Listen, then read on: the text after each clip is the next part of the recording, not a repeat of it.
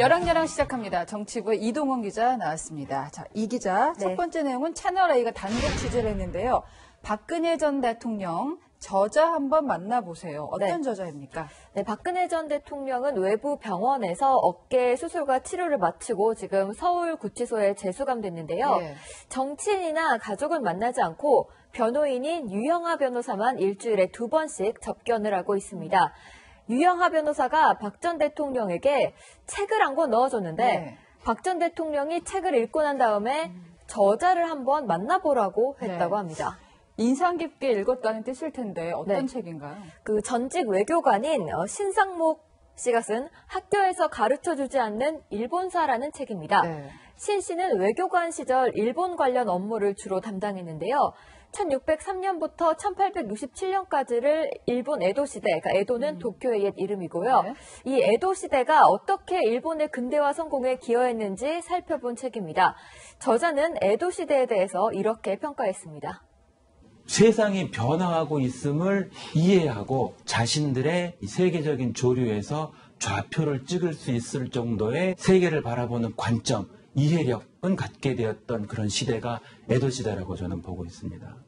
네, 저자 신상목 씨와 직접 통화를 해봤는데요.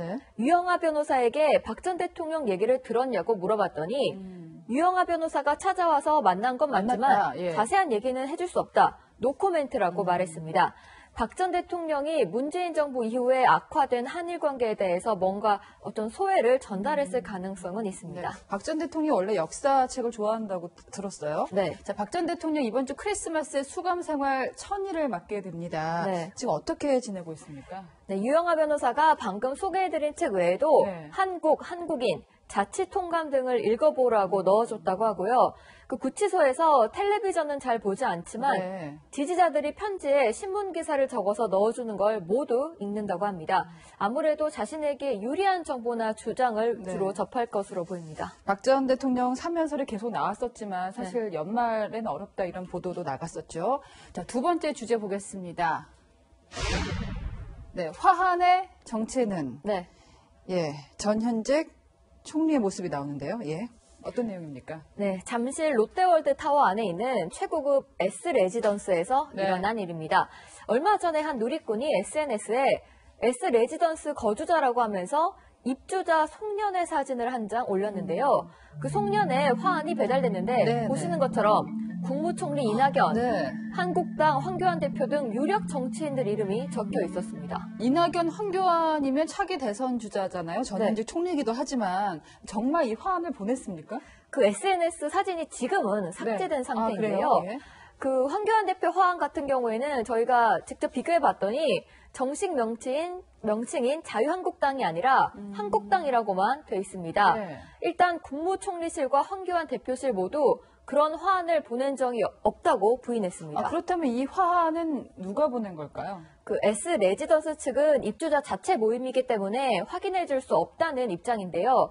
입주자 행사에 유력한 정치인들이 화환을 보낸다는 걸 과시하기 위해서 그 셀프 화환을 했을 가능성도 있습니다. 우리 아파트가 이렇게 좋다. 우리 집이 이렇게 좋다.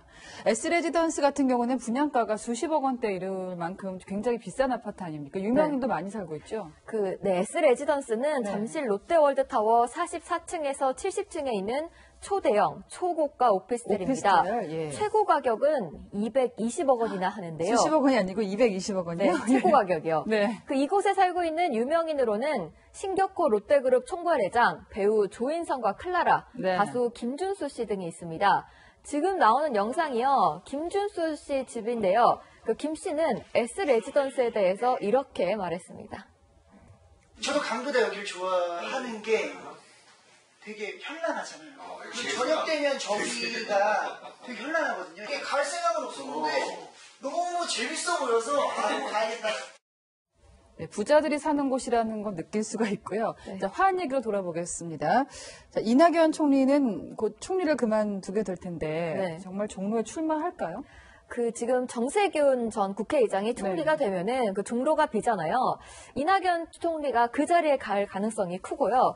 비례대표를 받고 더불어민주당 공동선대위원장을 할 수도 있습니다. 이낙연 총리가 얼마 전에 앞으로의 행보에 대해서 직접 밝혔는데 들어보시죠. 앞으로 제가 무엇을 할지는 구체적으로 정해지지도 논의되지도 않았습니다. 제가 다시 돌아갈 그곳이 정글 같은 곳이긴 하지만 모처럼 국민들께서 저에게 신망을 보내주셨던 그러한 정치의 자세를 견지할까 생각하고 있습니다. 네, 한국당에서는 이낙연 총리가 종로에 출마하면 황교안 대표도 나가야 되는 거 아니냐는 말이 나오고 있습니다. 네, 종로 빅매치가 성사될지 지켜봐야겠습니다. 마지막 주제 보겠습니다.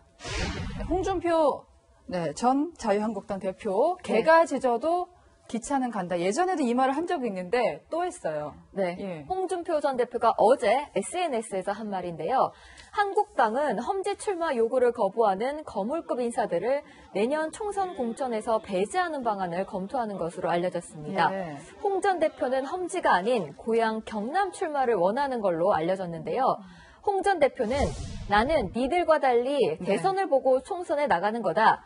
개가 짖어도 기차는 간다는 말은 이때 하는 거다라며 네. 한국당 지도부를 저격했습니다. 그래픽만 봐도 목소리가 들리는 것 같은데요. 네. 험지는 절대로 안 나간다. 예. 네, 험지 출마에 대한 홍 전 대표의 솔직한 생각 직접 들어보시죠. 지금 대한민국에 우리 자유한국당 험지가 아닌 곳이 어디 있습니까? 지는 따뜻한 지 고향에 앉아가지고 선배들 보고 험지 가라. 친구라는 영화에 이런 대사가 있습니다. 네가 가라 하와이. 네? 네, 홍 전 대표는 조만간 어디에 출마할지 최종 입장을 밝힌다고 합니다. 네, 개가 짖어도 기차는 간다. 이 말에 대선으로 직진하겠다는 의지가 강하게 표현이 된 것 같습니다. 지금까지 여랑여랑이었습니다.